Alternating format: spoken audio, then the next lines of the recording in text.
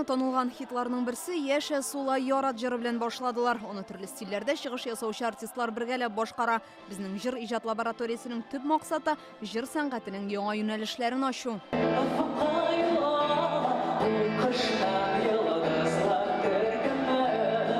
Татарстанның халык артисты Эльмира Кәлимуллина сәхнәгә тыныңнан йөрәгең тоярмын дигән җыр белән чыкты.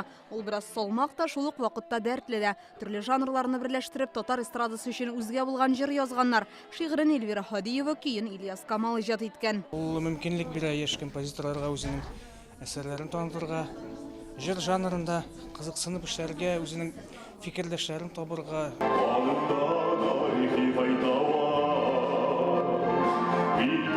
Рөстәм Насыйбуллин, Фәнил Гыйләҗев сүзләре, Лилия Исхакова көенә язылган «Мин татар» әсәре белән чыгыш ясый. Җырында миллилек тә, ватанпәрвәрлек рухы да сизелә. Татарстанның дәүләт камера хоры уйнавы бу җырга тагын да зәвык өсти. Проектның төп үзенчәлеге дә шунда: җырчы, шагыйрь һәм композиторларны таныштырып, төркемнәргә бүлеп, уртак иҗат җимешләрен булдырырга этәрү. Син бер дә таныш булмаган шагыйрь белән мәсәлән эшлисең, ә ул үзенә бер дә таныш булмаган композитор белән һәм ниндидер яңа җырчы булырга мөмкин.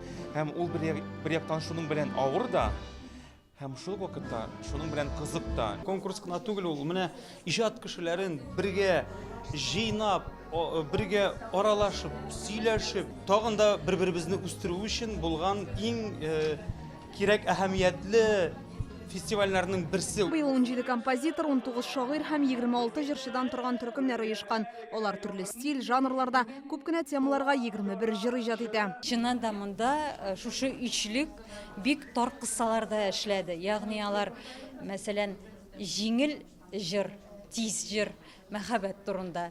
Ә ул лирик җырчы. Әлбәттә, аларга катлаулы булды бу уңайдан.